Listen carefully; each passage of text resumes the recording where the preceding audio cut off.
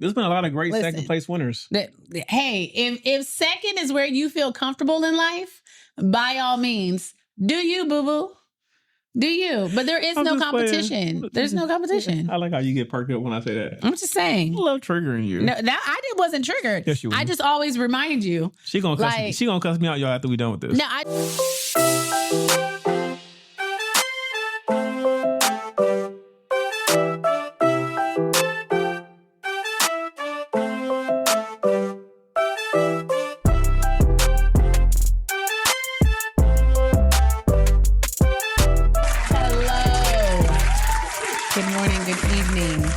whenever you're listening to this, thank you for tuning in to another episode of the Life After I Do podcast.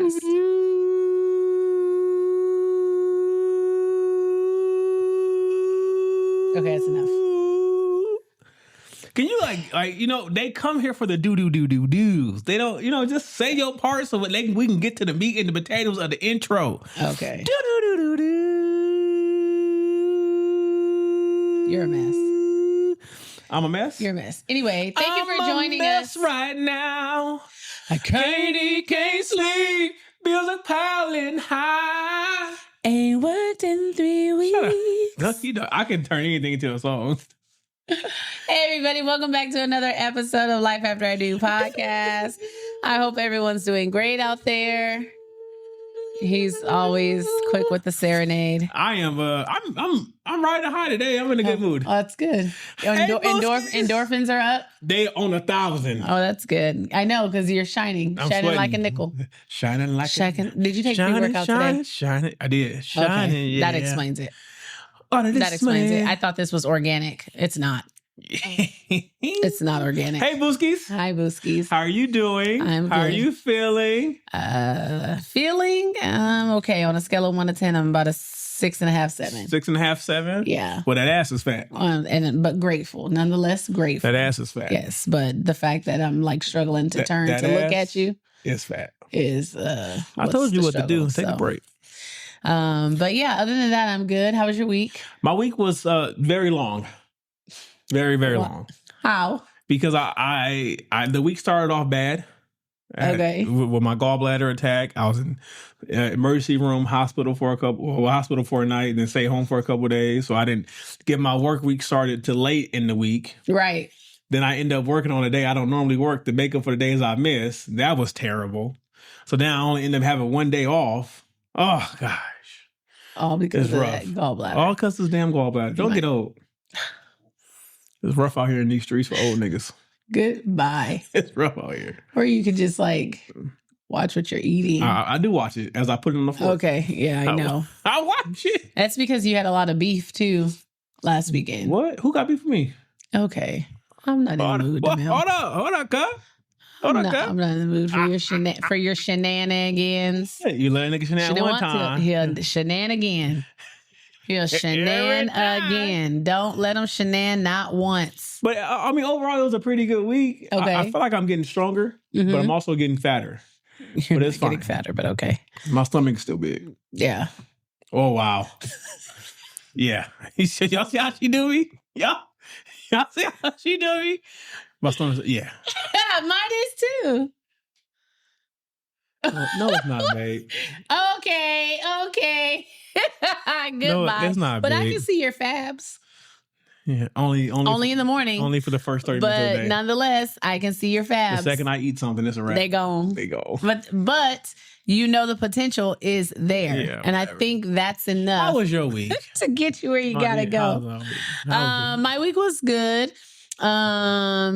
Just getting through. Are you done? Are you done? I'm just playing. Go ahead. How was your week, baby? I could really go just take a nap. I'm always down for a good nap. I really could. No, my week was good. Just getting through all her birthday gifts because Oh God. Now we have to open everything, and she wants to play with everything. Now you just triggered me because something always does. Not her. So she got an easy bake oven. They're called a yum yum oven. Whatever it's called, it's an easy bake oven. And not her making her first little cake yesterday. And she proceeded to eat a piece, gave her mom a piece, and then she gonna tell me, oh no, Dad, because you don't have the calories for this. Ma'am. She's looking out for you. But did you see how the smallest piece that she gave me? Yes. And did you hear what she said when she gave it to me? She was like, I only gave you a little piece, Mom, because I know I don't want you to get fat again. So I only gave you a little piece. I said, at least you got a piece. Shit. I said, girl, first of all, it's fake cake. Right. Like, and it's about this thin. The whole pan probably 100 calories.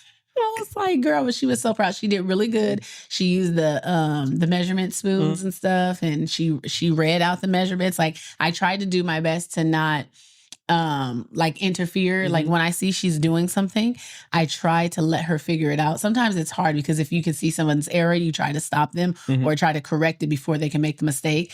And so I told her, I was like, I'm just gonna be here to supervise, but you need to make sure you read the directions, understand the directions, and then follow the directions, you know? And she was like, I got it, Mom, I got it. And I was like, okay. So she was getting all the ingredients and everything, and she needed the tablespoons. And so I gave her the measuring spoons, like the pack of measuring spoons. And I was like, so whichever measuring it tells you you need to look for the spoons. I was like, because all of the spoons are right here, but you need to look for them. And she was like, okay. So she's like reading them, and she's like, oh, tablespoon. And she was like, this one's tablespoon too, but it says one tablespoon. And I was like, look at my baby. And she was like, see, Mom, kids can bake. I was like, look at my little baby. Yeah, there's a whole show. I was like, my baby. I was proud of her, though. And more importantly, she was proud of herself. Okay, I wish she'd be proud of herself with the other aspects of her life. She is. Like cleaning. Oh, I mean, who's going to be enthusiastic about that? That's crazy work. It's crazy work. That's because she probably sees me unenthusiastically doing it. Right. So I wasn't going to say nothing. Crazy. That's crazy work. I wasn't going to say nothing. Goodbye. You've been slacking. Anyway, I have not. Cut it out. Well, you know, guys, you have made it to episode 101. I can't. You get on my last nerve sometimes. This is episode 101 of the Life After I Do podcast. You was about to say the other one. No, I wasn't. Yes, you were. And yes, you were. I have sat at this table, or we started on the couch. Yeah. With my wife for 101 times at least. And oh my gosh, every time so she comes for me. And who came? No one came for you. You just came for me talking about I was slacking in my housekeeping. And I think from this point on, But I can show you what slacking looks like. If you would prefer to come home to a dirty home, ma'am, I can make that happen for you. And then I can show you what it's really like to slack. Would you like that? Because you know what happens when you make comments like that. You said, hold on. I could show you better than I can tell you. It's like the because no one wants to wash dishes 9 times a day. It's like the real your brother-in-law sent me yesterday. My brother. He said when your wife tells you that she's thinking about a home improvement project, you know, like the floors or new carpet, just explain to her that the floors wouldn't look as bad if she actually got down there and cleaned them. You know what? And I said, send this to yourself. Absolutely not. Absolutely not. No, these cracking me up. These I've been complaining because I want new floors. Mainly I want new floors because I want new floors, and I also want new baseboards. Yeah. Floor beds is wild. You know what I mean? Not you wanting something you don't know what it is. But you know what I meant. That's why you were guys, able to correct we want new beds on the floor. We want new floor beds because our floors need somewhere to sleep as well. You know, we want new floor beds. Floor beds are a thing. Okay. But anyway, yes, I want new floors, and I want new baseboards. Mm-hmm. And it's because we repainted the house like a few years ago, and I just feel like the floors don't really vibe with the house. And I also feel like because these are still the same floors from the last owners. This house is gonna start. We're gonna get floors. Then you go like, you know what? I think the floors actually look better with this paint color. Then we got the paint again. No, I know the paint. The paint for sure. I'm not changing. I absolutely love the paint that I chose. For sure. I'm not going to change the paint because the paint it did exactly what I wanted it to do, which was to make the house like feel and look lighter. I mean, the walls were custard before, so anything it was giving great anything outside of that would have been better. I could have painted the whole house red, and it still would have been better than the 1990s custard. What we got today? That was in here. What we got today? Well, like everyone, in for a treat because we did a special. What was it? Our 2 cents for the 100th episode, but we also do our 2 cents at the beginning of each new month. So you guys, at the end. Well, at the end. So you guys are in for a twofer. So it's another. You got two. Yeah. So if you only get one in September, don't come for us. Right. This is true. That part. This is true. That part. This is true. But everyone's favorite, Our 2 Cents, which are the reaction videos. Yeah. Our 2 Cents. Our 2 cents. They're really fun for me too. Like I enjoy doing Our 2 Cents. For one, whether the stories are true or not, I think it's diabolical that people even think about them, or like Crazy these work. are some people's real life situations, Crazy work. which I think is, I mean, it's interesting. It keeps life interesting. So you can't complain about that. So we got a few Our 2 Cents for you guys today. So let me see. I'll start you off, Okay. calm. All right. Okay. Not too crazy. Not too much. Not too much. Okay. Am I overreacting Yes. for being mad at my fiance for inviting his mother on our honeymoon? Okay. All right. My fiance, who is 30, and I'm a 29-year-old female, are getting married in November. We have been planning our honeymoon in Greece for over a year now. Yesterday, he told me that he invited his mom to join us for the first few days of the honeymoon because she's always dreamed of going to Greece. He thought it would be a quote unquote sweet surprise. I told him that I was not okay with that and that our honeymoon is something for us, not for his mom. He says that I'm being controlling and ungrateful, seeing that he is paying for the entire trip. Am I overreacting or making a big deal of this or what? I'm going to say slightly. Slightly overreacting? Slightly. Why? Because he paying? Not because he's paying. Oh, why? Because, I mean, that helps. But I think what he's I think he's probably finally got in the position to give his mom something he always wanted to give her. Yeah. And he's trying to take advantage. He's trying to kill two birds with one stone. That's it. And so as a man, I see that. And it's like, it's just a couple days. Now she got separate rooms. We like, that don't mean she got, just because she going with us, don't mean she got to tag along with everything we doing. But that's what she's going to do. No, she's going to be with us. No, you don't know that. Okay, yes, you don't know that. I do. Because now she's in Greece with her son. So now she also wants to make memories being in Greece with her son. And guess who's there? His new wife. So guess whose honeymoon is going to be ruined? Mine. It's not going to be ruined. It's only she only there a couple days. But the point is I don't want to see your mom on my honeymoon. I don't care if it's just doing breakfast. I don't want to see your mom in my house when she come by. Goodbye. Good damn bye. I don't want to see your mom on my honeymoon. This is supposed to be supposed to be a time and space for just the two of us, and especially because we're starting our life together. If you want to treat your mom to a trip to Greece, if you got the money to treat her now, you're gonna have the money to get her own separate trip. No, because he probably got a discount because of okay. I don't care. Let me ask you this. Would you feel better about it if she was there the last couple of days instead of the first couple of days? I would feel better. I'm just trying to say in case I do something like this in the future. I would feel better. This is research if she wasn't there for our honeymoon. Okay. Now, if you wanted to plan a family vacation for us to go back, okay, I'm down with that. That's different. I'm down. But our honeymoon, our first night together as man and wife, that's going to be a hard no. It ain't going to be your first night. I know, but I'm just saying. Come on now. I'm just saying that's going to be a hard no. She been giving it up the whole time they've been in a relationship. Wait, they ain't special. It's the same old with JJ. Ain't nothing new about it. I really just don't even know how I tolerate you at times. Why, man? I really don't even understand how my life got here sometimes. Okay. What I'm saying is I understand why she's upset. I understand all that. I understand him too. But I understand what he's trying to do. And, I get it. Like, but your priority shouldn't be surprise, like giving a great surprise to your mom. It's me. Okay. And if that makes me sound selfish, then so be it, because I'm your wife. I don't give two shits about surprising your mama right now. It's my honeymoon. I thought it'd be a great surprise for my mom, and I'm able to do this for my mom. Do it for her another time. But what if, like, he don't think he'll be able to do it again? Listen, that's not my testimony. That's not my testimony. I don't know what to tell you, husband. Work harder, make more money. If it's that important for you to send your mama to Greece, I'm gonna tell you that you need to work harder. You need to make more money so you can buy another ticket to send her to Greece. I don't know what to tell you. That's not my testimony. All right, babe. Not my testimony. It's my honeymoon. So I think you're slightly overreacting. No, I don't think you are. But anyway, okay. Am I the asshole for telling my wife either she gets a job or I'm putting her on an allowance? Okay. My wife who's 34, my wife who's 34 and I'm 34. She's a stay-at-home mom and she likes to spend frivolously. Ooh, Lord, come on now. Let's get into it. Forget you, Maurice. Let's get into it. After the kids go to school on the bus, she usually goes back to bed. The bus. Then wakes up, goes to Starbucks to have a coffee and bagel and browse her phone. Then she goes to the gym after going shopping. Ooh.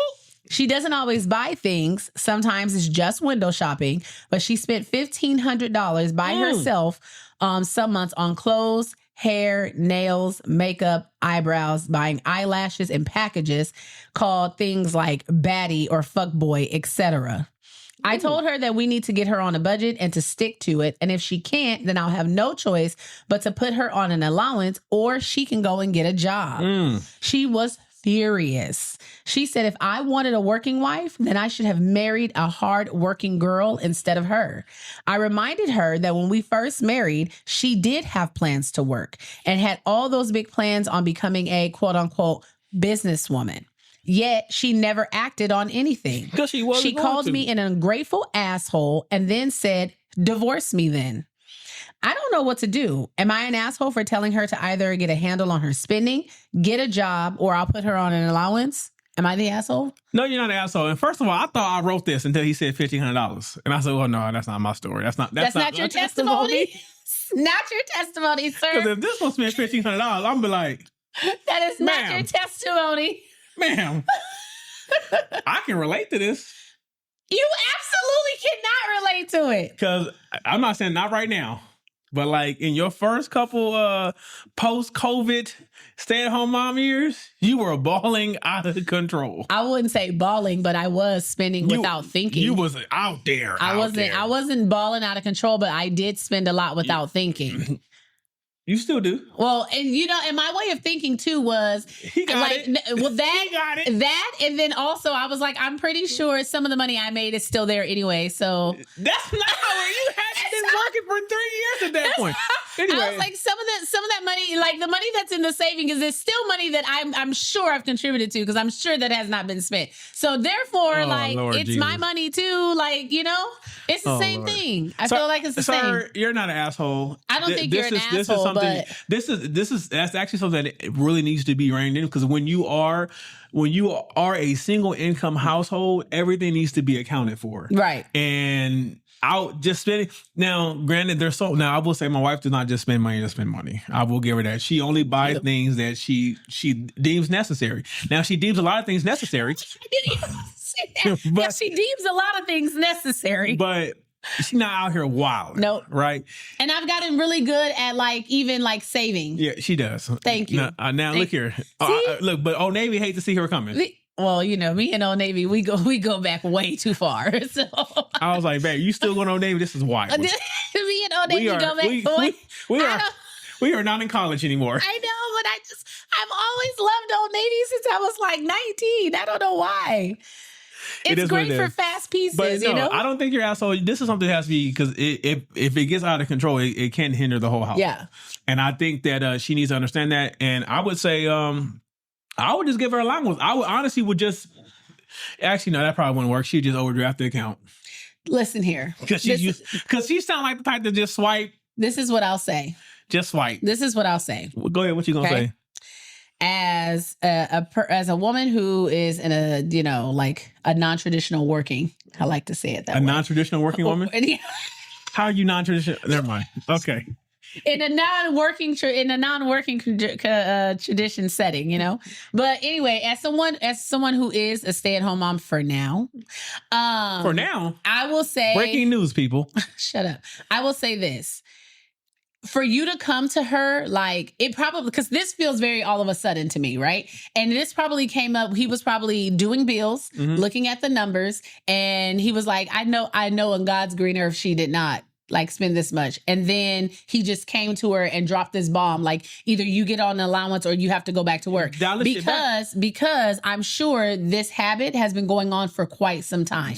And so like I have told you in the past, you cannot make me feel like everything is okay. And then all of a sudden want to come and lay down the hammer. Because I was blind to what was really happening. No, you weren't blind. You're not blind every 29 days when you sit down and look at the bills and pay credit cards and do all. You're not blind. But you sit there and you're cussing and fussing to yourself, but you haven't said anything to her. And then now it's getting to a point where she's blind to however you're paying bills. She's blind to however the money. She just knows her car. She just knows that. Listen, and that's what I say. That's what I say. Because if you haven't been having the conversation with her about, hey, babe, let me just let you know, like, I know I take care of the bills. I know that I work, but this is what our monthly income is. This is what our bills are. I really need you to pay attention to when you're spending, just so that I can ensure that we stay on track. If you haven't had previous conversations with her about that, and then all of a sudden, because she spent $1,500 in 1 month, and now you're like, nope, I'm finna lay down the hammer. Whoa. That's not gonna go over well. Because like we've had conversations like that too, right? Where it's like, if you put me in a state of being comfortable and I'm just like, okay, like, but you got too comfortable. If it's there and I don't feel like I'm putting our household at risk, I'm gonna get it. Like, what's the problem? And you never coming to me saying, hey babe, I don't really think that was a smart decision to spend $170 on a pair of tennis shoes. If you don't say things like that, in my mind, I'm like, get some more hocus? I'm like, you're like, in my mind, I'm saying, oh, okay, so, he was cool with that. Doesn't mean I'm going to keep doing it, but she will. Because he ain't said nothing. Right. But then you want to wait to the last minute to come and be like, okay, now I'm going to put you on an allowance. And her reaction is just what her reaction was, because I would have been like, oh, now you want to put me on allowance? I haven't worked in a decade, and now you want to come talk to me about money? I don't know if it's been a decade. I know, but I'm just saying. Also, I kind of feel like it could also have been the way he said it. Absolutely. That's why I said it feels all of a sudden. Yeah. Like if you were to come to me and just be like, oh hey, yeah, you're going to have to get a job or I'm going to put you on an allowance. First of all, I'm not a child. Second of all, the money you go out and make is still my money too, sir. So calm down. So I'm going to spend my money. It's not your money. It's household money. You're just part of the house. Good damn bye. It's my money too. It's household money. But if you come to me that way, instead of saying, hey, can we talk? Sitting down and being like, hey, so I just want you to know, like, I don't mind you getting the things that you need. I know that there's like shopping that you like to do, but if you can be a little bit more mindful, because this month, we were here and I need us to stay here to be comfortable, for me to pay the bills, for you to continue, doing the little shopping that you can do, or for you to continue driving the car that you want to drive. Like, if he came at it with a different angle, then she could sit there and be like, okay, maybe spending $1,500 last month was a bit much. Wild. Right. Maybe that was a bit much. And if he's telling me, like, he's not saying that he has a problem with me spending money. It's just the amount. He's just telling me, you can't be spending $1,500 like this every month, because you're going to drive us right into the poorhouse. Right. If he came from that angle, I would be like, okay, you know what? I get it. I understand. Like, maybe I don't spend $500 at Sephora. Maybe I only spend $250. Compromise. I get it. Don't trigger me. What's the matter? I have not spent that much at Sephora in a very long time. So please. Fucking Sephora, MAC. Please. Estee Lauder. What? Now you're just like throwing out all the brands that you remember. Bloomingdale's. Demel. Cut it out. All these places that are just built to break up marriages. But you don't say nothing when I surprise you with stuff. That's different. Oh yeah. That's different. You surprised me with stuff that came from the house account in which my check went. So it's like, you surprised me with spending my money on me. It is our money. Hey, babe, here's your gift for you. But it's because you wouldn't have thought to get it for yourself. So it's the what that counts. You were thinking about me? And it's the thought that counts. I wish your daughter would think about me and tell me what she wanted to do now. A gift is a gift. Okay. Am I the asshole for refusing to let my sister borrow $15,000 from my inheritance to pay for her dream wedding? Oh, no.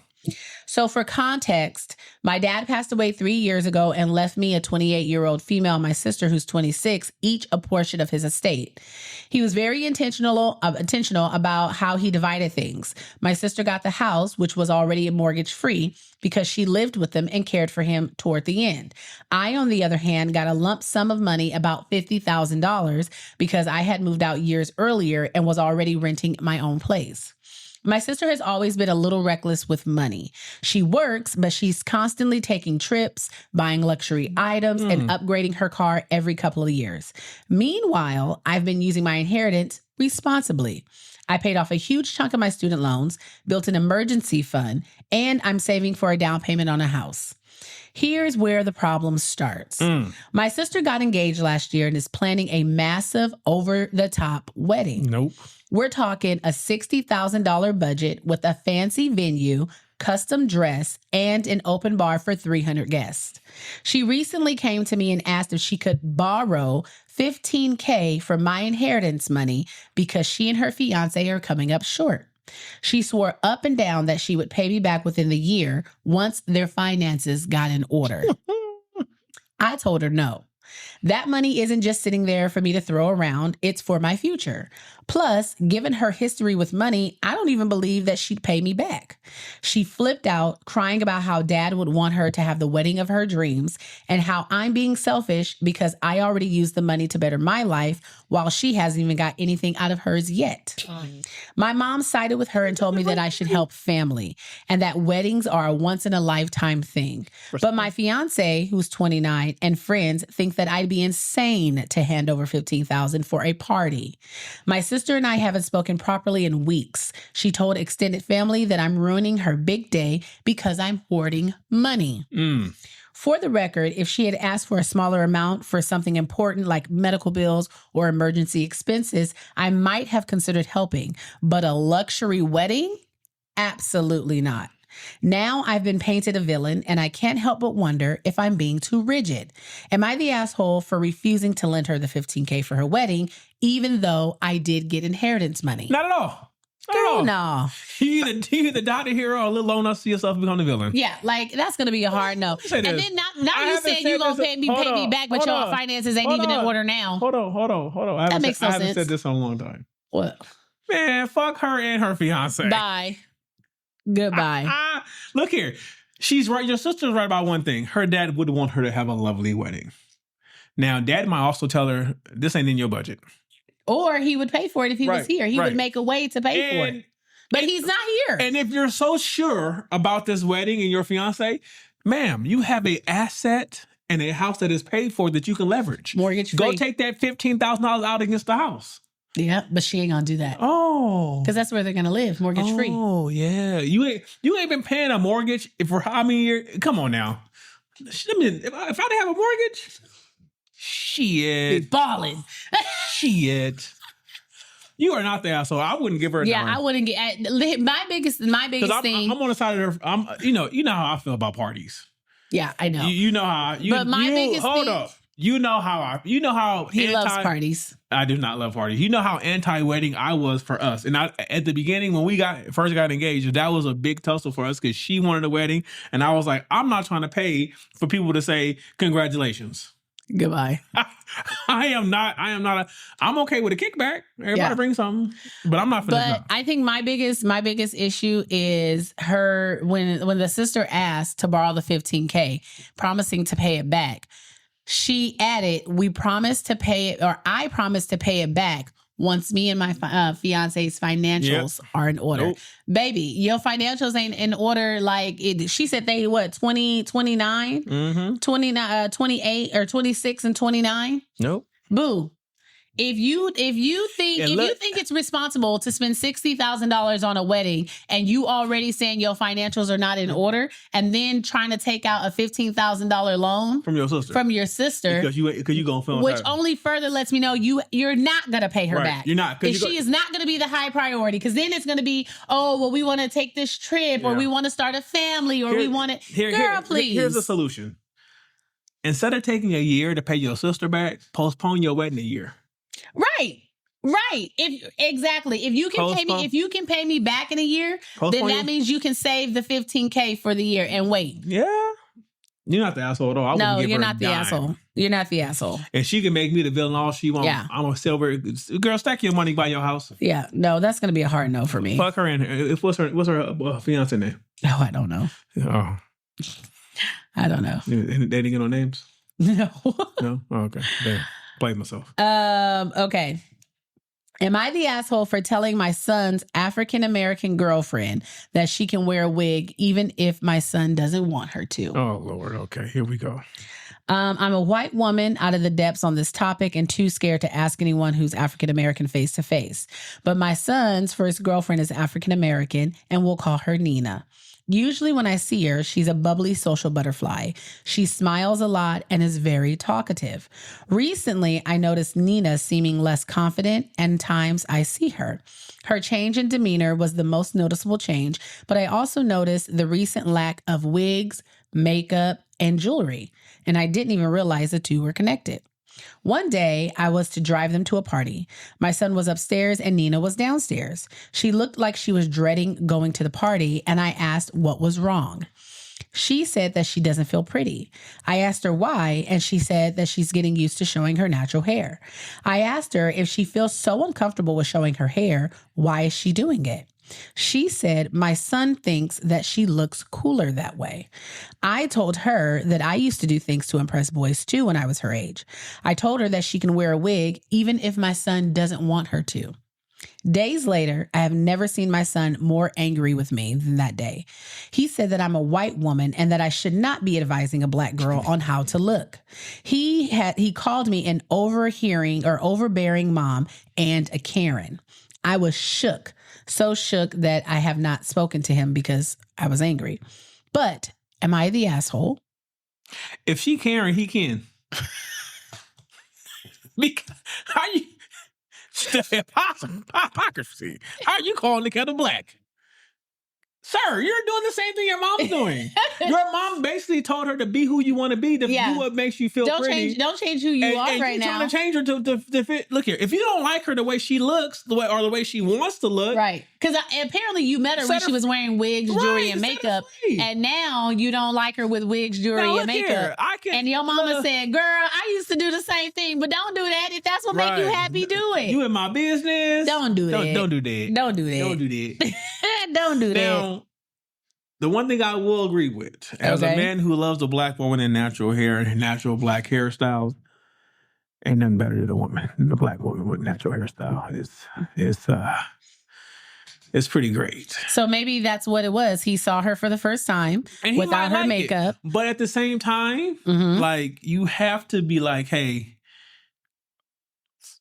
if my baby's is self-conscious of this, or she feels like she has more self-esteem doing things this way, you gotta be okay with that, because you should love her for who she is on the inside. If you love her that much, if you want to be with her that much.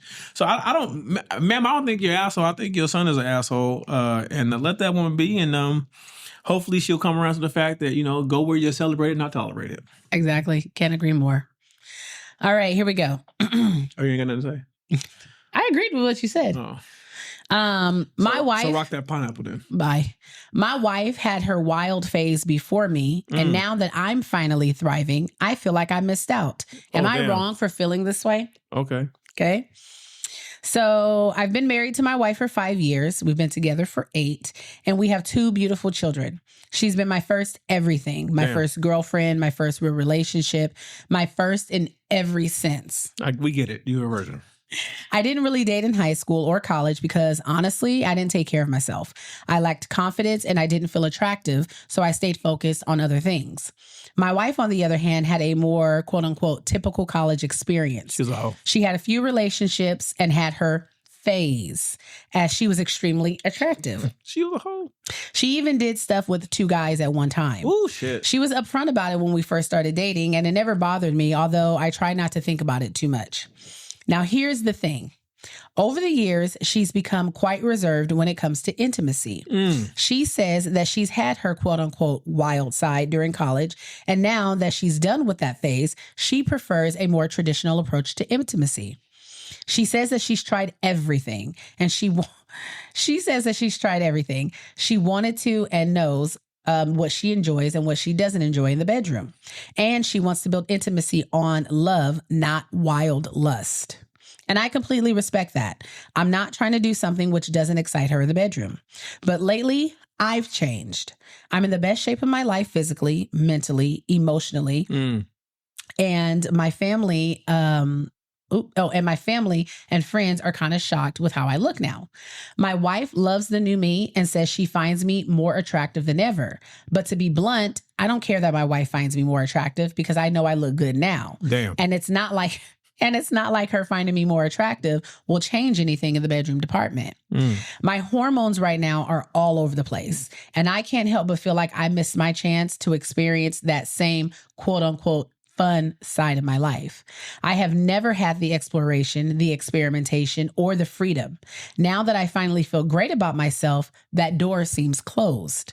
I brought it up with my sister because we're close, and she was surprisingly blunt.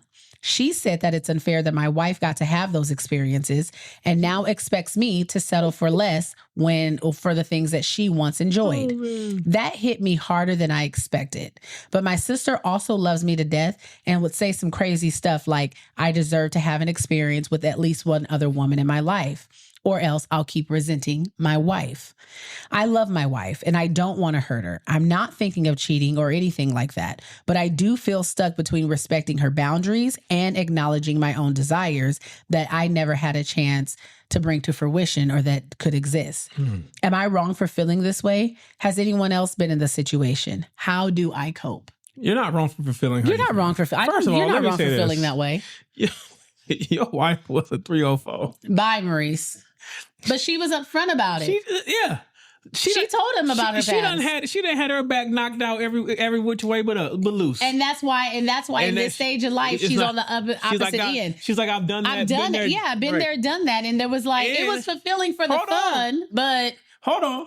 And now you done been in the gym. You working out. You look good. You feel good. You horny. That testosterone level done skyrocket. And now your libido is on 3 million because people, that is real. The more you work out, the higher your libido get. And you be, as a man who works out regularly now, I'm like a rabid dog. Let this woman bend over. It's crazy. Let this woman bend over. I was like, you're not 13, sir. I'm in there. You're not 13 and just discovered yourself. I understand all that. Now, unfortunately, I would say if you want to be a good, honest man, this is a cross you're going to have to bear because you cannot force your wife to do anything she do not want to do. Now, I also feel like your wife should acquiesce to some things. If she loves you, she should understand. Because she's experienced. She should be able to knock She out should the be park. able to show you some moves that you ain't seen before. Right. So it's you're stuck between a rock and a hard place. Pause. I don't know what to tell you, sir. This is a conversation y'all got to have. Listen, I completely understand where he's coming from. Like I can understand when he says he feel like he missed out he's only ever had one vagina. He don't know what a good vagina is. Right. Well, so that's the best he's ever had. Right. Ain't that what I always tell you? Nothing to compare you to. So it's the best I ever had. It's the best you're ever gonna get. But I can understand what he's saying about now that he has the feelings that he wish he had prior to marriage. And then that would have allowed him to have those experiences.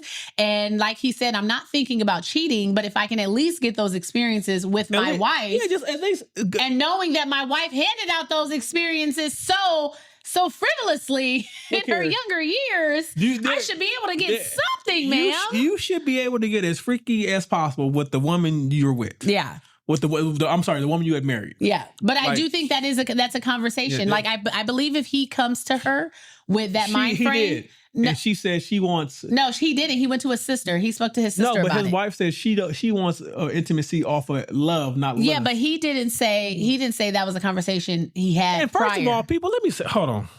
Do you not think you're supposed to lust after your partner? You don't think I lust after this woman? You should not have lust in your heart.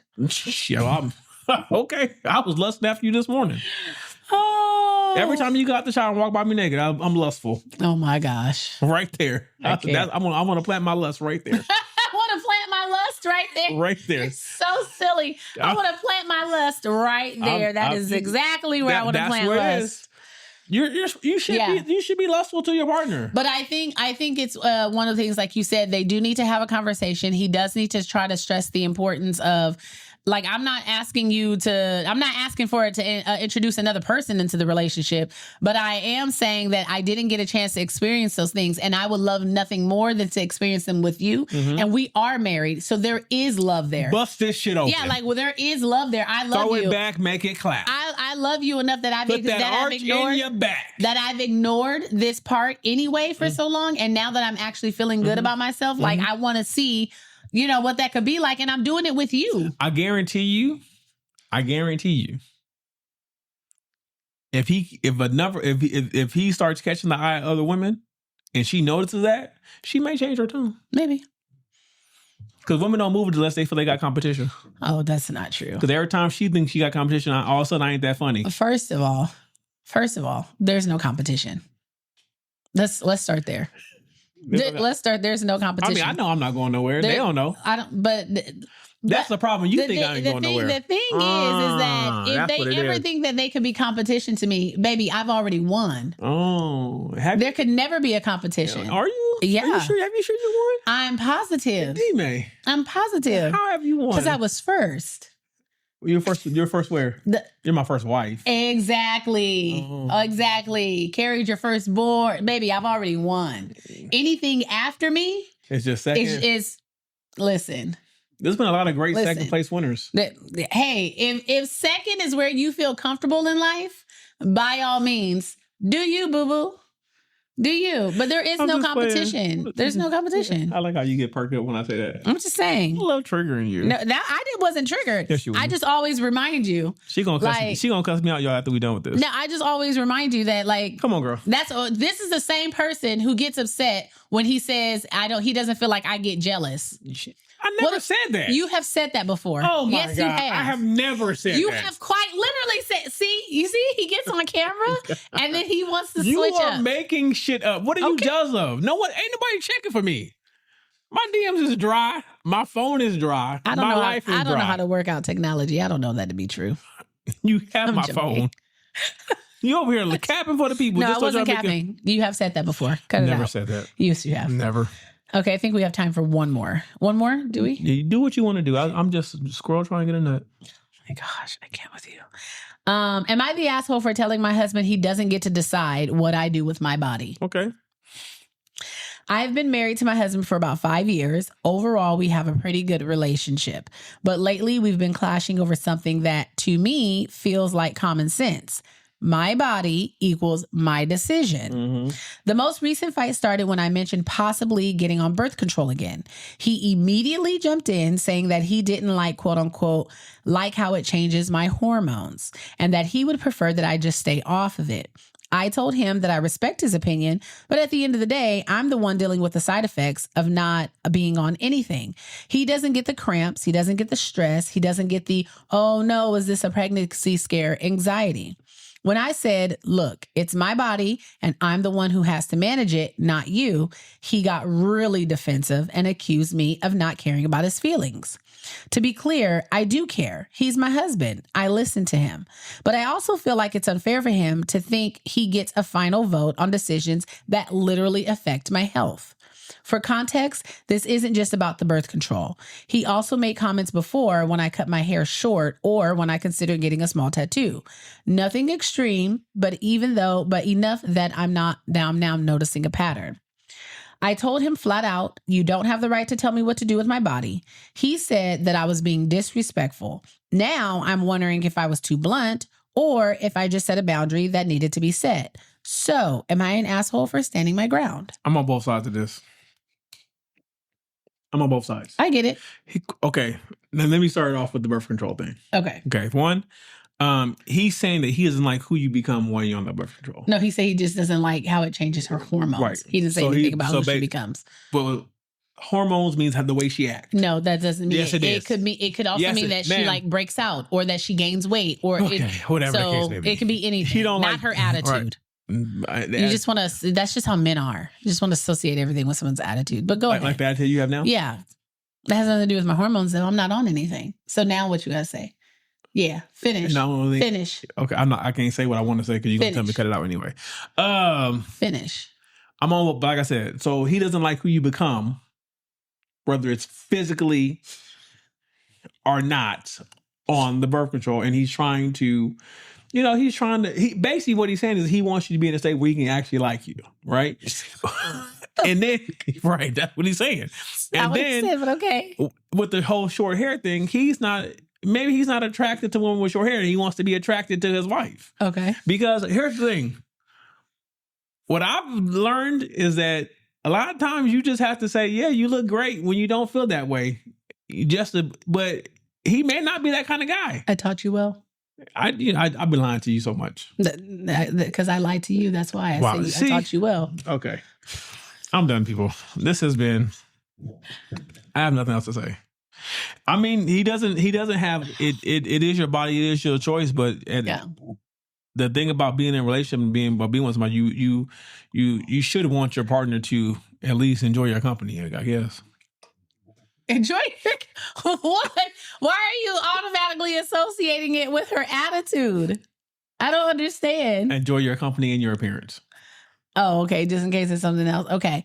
Anywho, yes, I agree where I can see it from both sides. Yeah, whatever. But like she said, you're also not the one who has to manage these things. I get that. You're not the one who's physically going through the anxiety. You're not the one physically going through the stress. You're not the one who physically has to deal with the actual physical side effects. And if she knows that birth control is something that is beneficial to her body. Get pregnant on birth control too. Yes, you can. But if she knows that if birth control in the past is something that has physically helped her to be at, a steady baseline, then yes, I want to respect your opinion about it. But at the end of the day, again, you're not the one who has to go through all of these things. I physically have to go through all these things.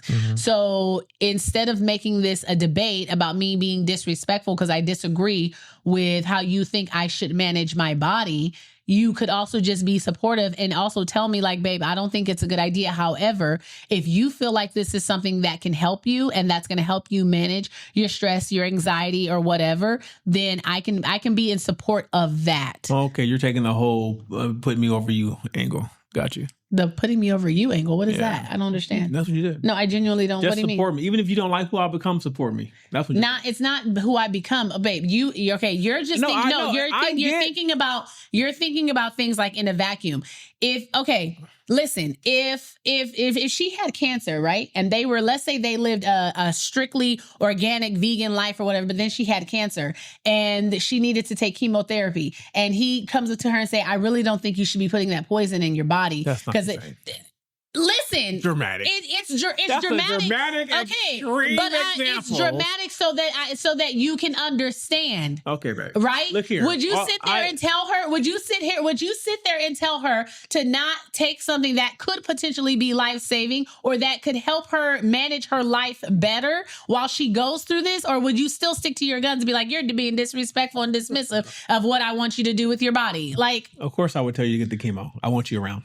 Okay. So if she's telling you that taking birth control could help her, whether it be mentally, physically, however, because you also want to keep your wife, what? There's no issue.